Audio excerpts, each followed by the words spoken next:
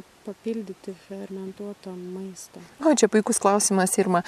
Todėl, kad iš tikrųjų tai ganėtinai nuobodu valgyti raugintus burokėlius su raugintais kopūstais. Žiemos sezonas iš 3 mėnesių, kartais ir ilgiau užsitęsia šaltas metų laikas. Tam yra sėklos ir daigai, ir saulėgrąžų daigai ypatingai skanūs. Ir, sakysim, jeigu nėra kur užsiauginti, galima nusipirkti, jeigu nėra kur nusipirkti, galima išmokti auginti. Taip pat daigintos sėklos.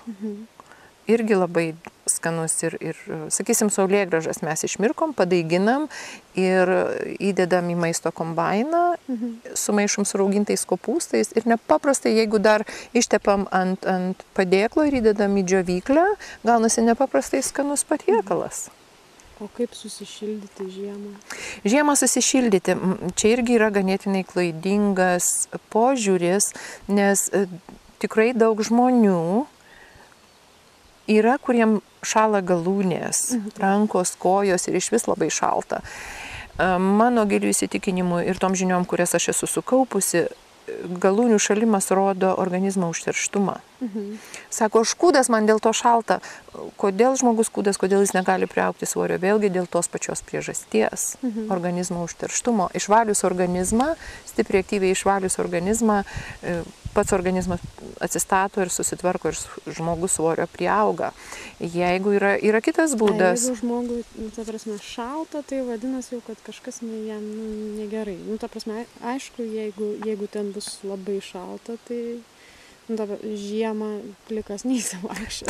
Taip. Bet jeigu šiaip kambarį sėdint tau šalta visą laiką, kojo šalą, dar kas nors ten šalą. Taip, tai yra didelė tikimybė, kad tai darosi dėl organizmo užterštumo. Ir užterštas ne tik, kad žarnynas, pirmiausia yra žarnynas, užsiteršia žarnynas, bet yra limfa ir kraujas ir visi kiti dalykai. Bet čia yra atskira tema. Mes dar kalbėjom apie, kaip dar galima pašiltinti. Yra šiltinantys prieskoniai, tokie kaip cinamonas, imbieras, ar ne, jie padeda.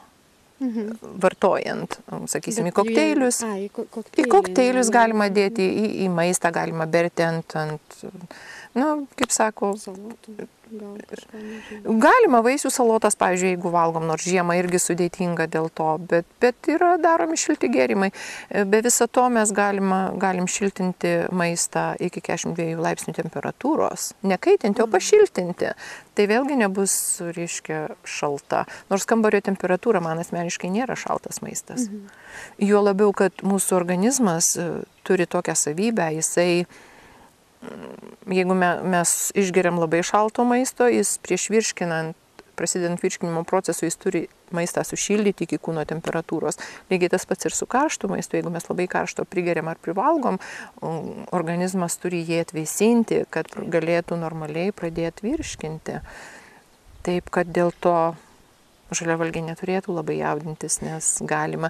Kaip ir blogiausiu atveju, kaip aš ir sakau, galima, jeigu tikrai labai šalta žmogui ir norisi kažko šilto, tikrai nebus didelė nuodėmė mano požiūriu. Jeigu, sakysim, išsivirsim daržovių sultinį, ar ne, ir jį pripjaustysim, ten, sakysim, paprikos, ar pomidorą, ar kad ir tų pačių rūgščių kopūstų įdėsim, ar marinuotą burokėlį.